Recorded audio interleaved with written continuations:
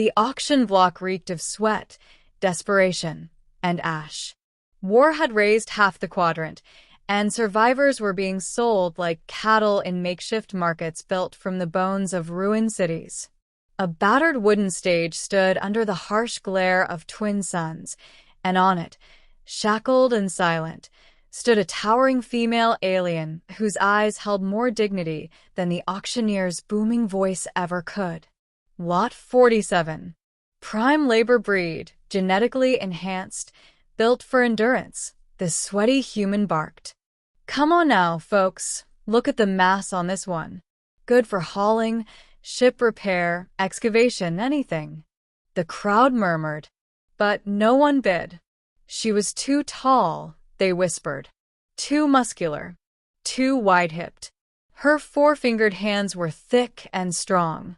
Her violet skin bore marks of battle, and her eyes, golden and fierce, made potential buyers uncomfortable. She didn't flinch. She didn't cry. She simply stood, regal, like a queen in chains. Why would anyone want her? Someone muttered. Too bulky, said another. Ugly brute.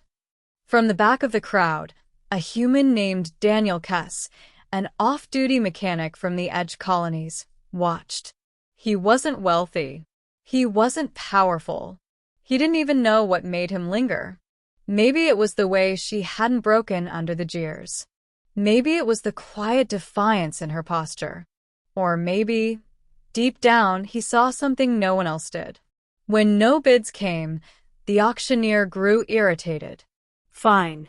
She goes to scrap labor next cycle, he growled, moving to drag her off stage. Daniel stepped forward. I'll take her. A collective hush fell over the crowd. You, the auctioneer scoffed. You got coin, mister? Daniel held up a worn credit chip. Enough. The auctioneer sneered, but took it. She's yours. Don't say I didn't warn you. She didn't speak on the journey back to Daniel's workshop on Outpost 9. Daniel didn't force conversation. The transport rumbled through craggy terrain as the moons rose.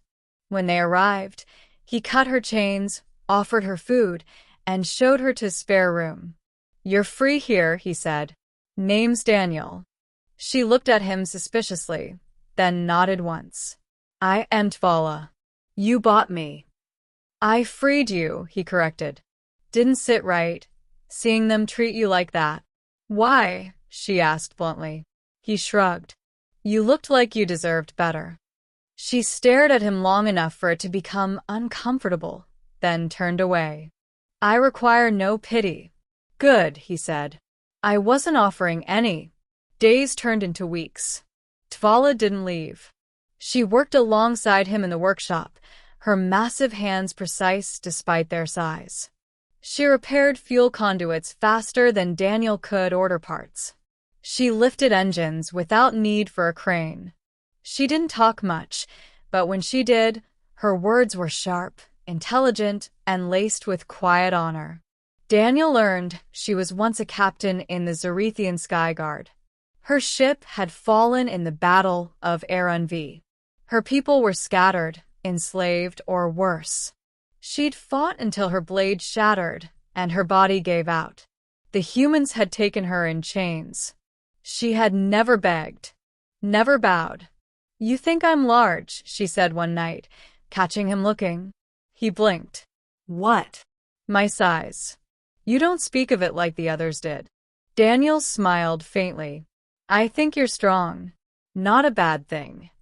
She tilted her head. Strange human. You do not fear what you do not understand.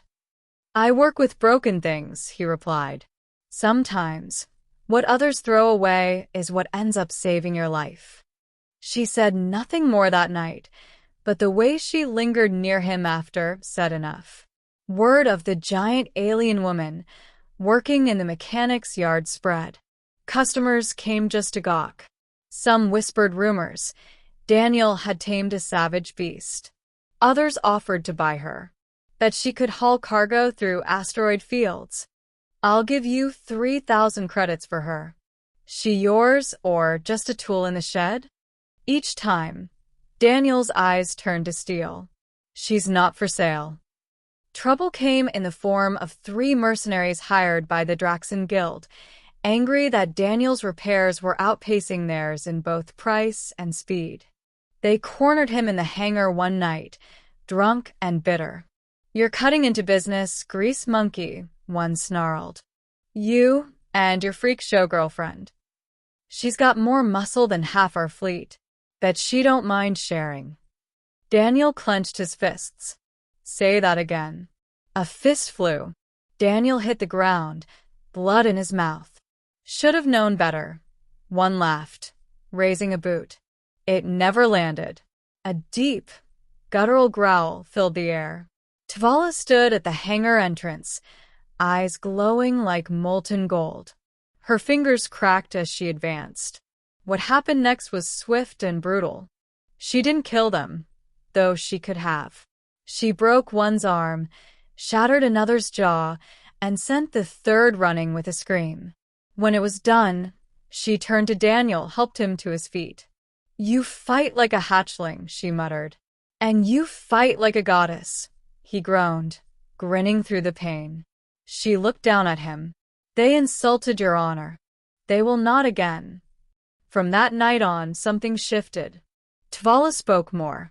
She laughed, once, quietly, when Daniel tried and failed to teach her how to cook human food. She asked questions about Earth, about music, about why humans wore shoes indoors. He asked about her people, their rituals, her scars. She showed him one on her ribs. This was from protecting a crewmate. He touched it gently. "You never stop protecting others, do you?" Her breath caught.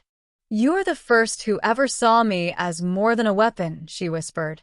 One evening, as red lightning crackled on the horizon from a distant storm, Daniel stood beside her on the roof of the workshop. I think I'm glad I went to that auction," he said. She looked at him. "Even though I was not what anyone wanted?" He nodded. "Exactly because of that." She leaned down, touched her forehead to his. "In my culture, this is a vow of trust." "I'll take that vow," he said softly. A month later, a Zarethian beacon arrived in system. A handful of her people had survived. They were rebuilding. They'd tracked her signal. They came to bring her home, to honor her. "You will be commander once more," her kin said. "A hero returned." She was silent. Daniel tried to smile. "You should go. They need you." "I swore a vow," she said, turning to him. "You can break it. For them." "I do not wish to." He looked at her, really looked. She still towered over him, still had hands that could crush steel. But her eyes, they were warm. They were his. "You don't belong in a scrapyard," he whispered. She pulled him into her arms. "I belong where I am seen," she replied. "Where I am valued and loved." He didn't argue, because she was right. Months later, in a new outpost built by both human and Zarethian hands, they worked side by side, no longer owner and purchase, no longer mechanic and weapon, but partners. And in every way that mattered, equals.